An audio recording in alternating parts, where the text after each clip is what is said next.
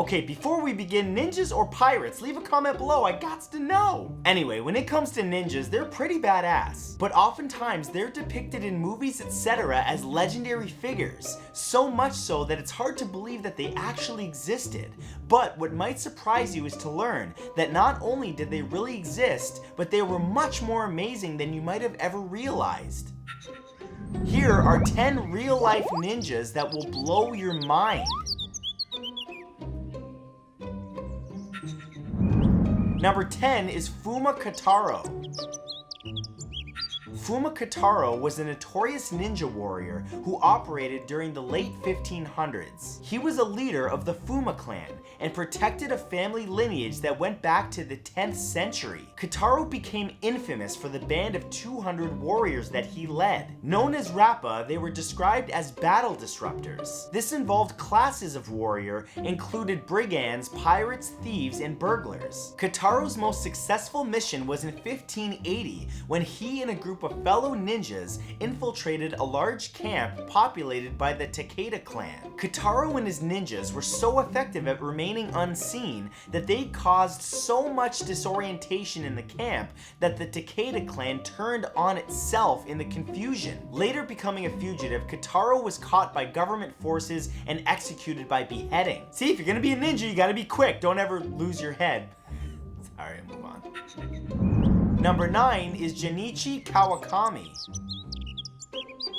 Jinichi Kawakami is a modern-day ninja who claims to be the last legitimate ninja master on the planet. Known as Suke, Jinichi claims to be the heir of the authentic ninjutsu and all of its practices. Claiming to have been taught by the stealthy master known as Masato Ishida, Jinichi dedicated his youth to learning ancient ninja knowledge, which can be traced back 1,000 years. While his top student is now teaching ninjutsu to a handful of students, Jinichi sees ninjutsu as a relic of a bygone era that there is no longer a need for now as a grandmaster of the martial art. For Jinichi, this is because the world has changed and no longer requires the ninja to administer their special form of sabotage and herbal medicine. It's Jinichi's wish then that he remains the last true ninja grandmaster. Yeah, okay, but can he capture a fly with chopsticks? Number 8 is Hattori Hanzo.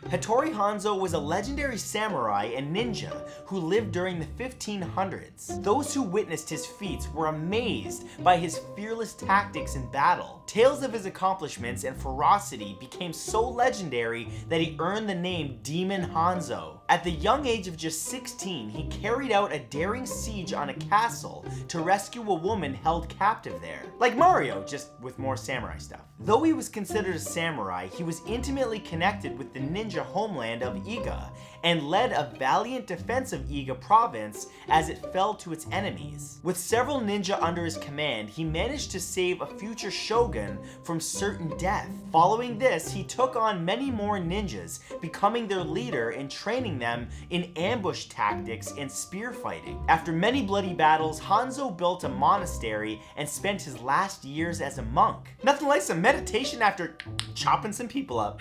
Number 7 is Sanada Masayuki.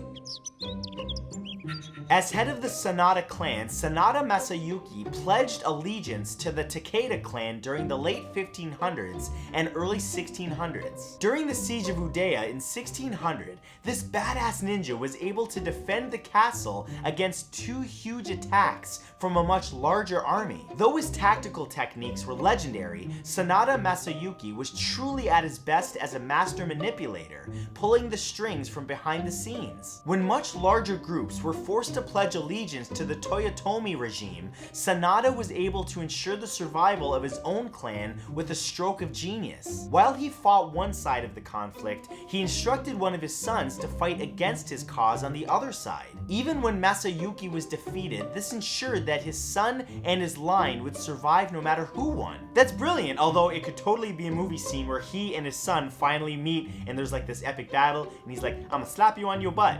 I used to change your diaper." See how that turns out. Number 6 is Masaaki Hatsumi. Born in 1931, Masaaki Hatsumi is the current grandmaster of the ninja tradition known as School of the Hidden Door. This ninja group believes that training should result in a ninja student attaining a skill called God's Eyes, God's Mind. This skill reportedly allows them to know their enemies intimately so that their weaknesses can be found and exploited. Though Masaaki is the 34th Grandmaster of this ninja tradition, he was the first to bring its secret practices into the public eye. Learning a broad number of martial arts including Judo, Aikido, Karate, and Kabuto, Masaaki was entrusted with the sacred ninja scrolls of his master. These reportedly contain 3 scrolls from ancient ninja practitioners and 6 from the samurai teachers. With this knowledge, Masaaki maintains control of the School of the Hidden Door. Okay, that is an amazing name for a ninja school. School of the Hidden Door. What's behind the door? I want to know. Number 5 is Momochi Sandayu.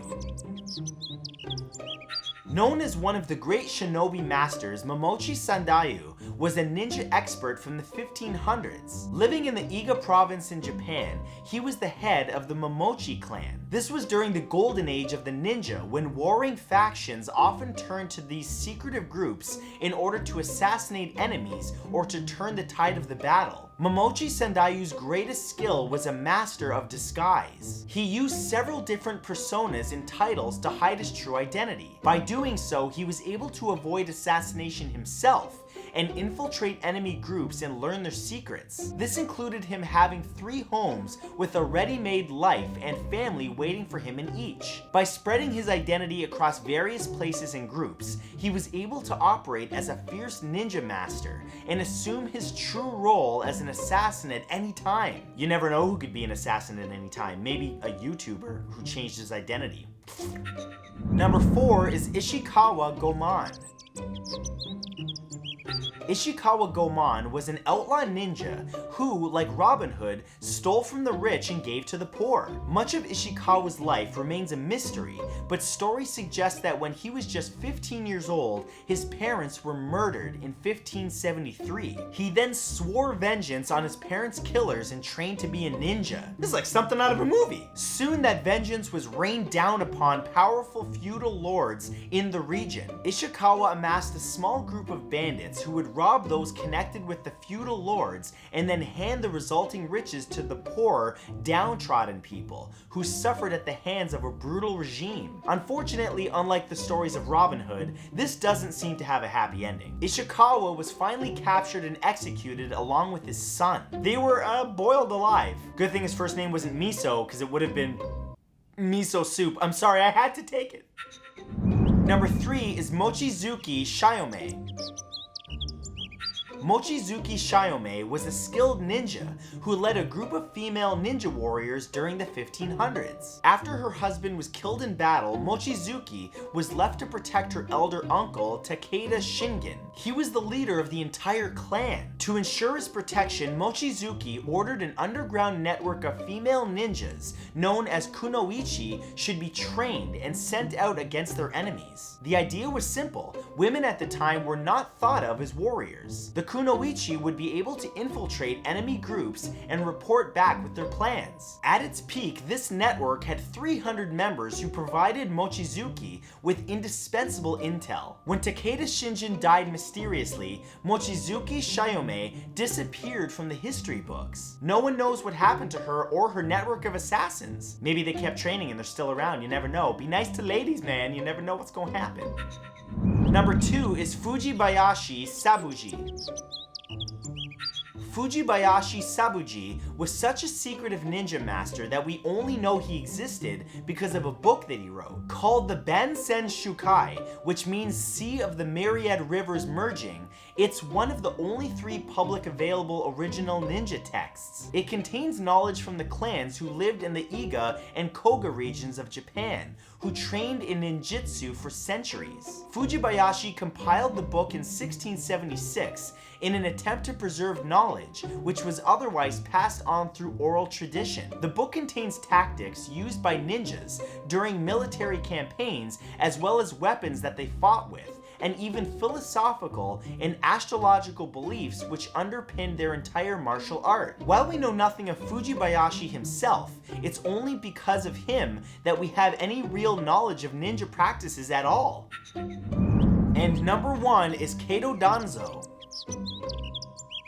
Kato Danzo showed so much skill as a ninja that he was nicknamed Flying Kato. Much of Kato's life remains a mystery, either by design or records simply falling through the cracks of time. What we do know is that he was a conjurer of deception, using illusion to convince people that he had supernatural abilities. To test Kato's abilities, a powerful feudal lord invited Kato to try to infiltrate a heavily protected castle and steal a specific sword kept there. Not only did Kato somehow get past the guards unnoticed, but he stole the sword and kidnapped a servant girl at the same time. Kato was then seen as too skillful and dangerous and was hunted down. This forced Kato to defect to another powerful group.